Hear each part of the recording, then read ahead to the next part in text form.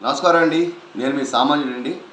ఈరోజు చెప్పదలుచుకున్న విషయం ఏంటంటే, ఇప్పుడు వచ్చిన కొత్త ఎన్డీఏ ప్రభుత్వం చాలా అద్భుతంగా పరిపాలిస్తుందండి.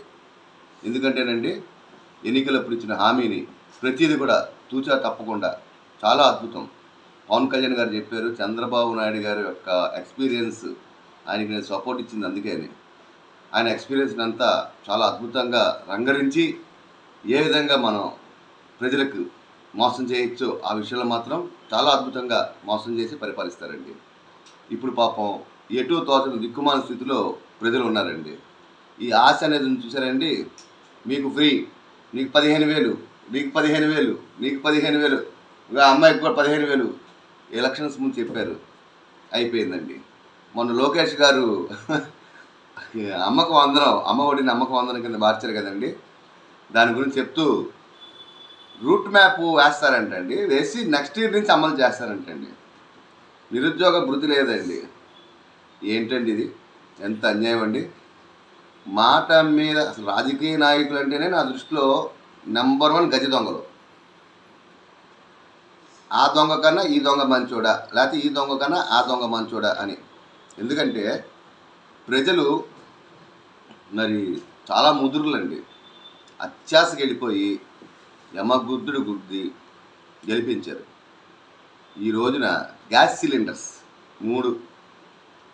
అమ్మ మీరు పొగతో గొట్టంతో ఊతుంటే ఆ పొగ ఊపిరితిత్తుల్లోకి వెళ్ళి మీ ఆరోగ్యం పాడైపోద్దమ్మా. అది ఆలోచించి బాబుగారు 3 సిలిండర్లు.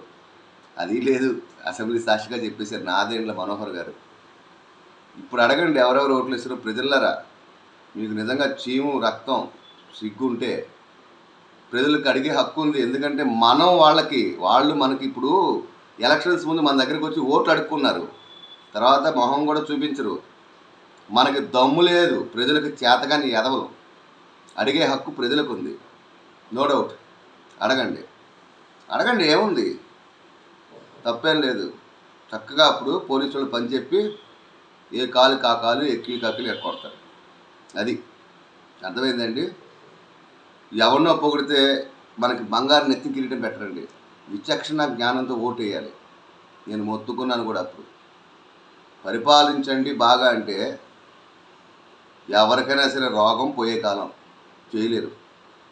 దయచేసి ప్రజలందరూ ఆలోచించి, ఈ గవర్నమెంట్ కూడా ఆలోచించి ఇచ్చిన హామీలని నెరవేర్చాలని మనస్ఫూర్తిగా కోరుకుంటున్నానండి. లేకపోతే చేప కింద నీరులాగా విప్లవం అనేది వస్తే ప్రజల్లో, ఇప్పుడు జగన్మోహన్ రెడ్డి గారికి పట్టిన గతే రేపు పొద్దున్న ఖచ్చితంగా ఈ గవర్నమెంట్ కూడా పడుతుంది. అందుకని ఒళ్ళు దగ్గరించుకుని ప్రజలకు మీరు సేవకుడు, మీరు పదవుల్లో ఉండొచ్చు, కానీ ఆలోచించి చేస్తారని మనస్ఫూర్తిగా ఇది నా వ్యక్తిగతం అండి, మనస్ఫూర్తిగా నేను కోరుకుంటున్నాను. నమస్కారం అండి. ఇట్లు మీ సామాన్యుడు పాండురంగారావు.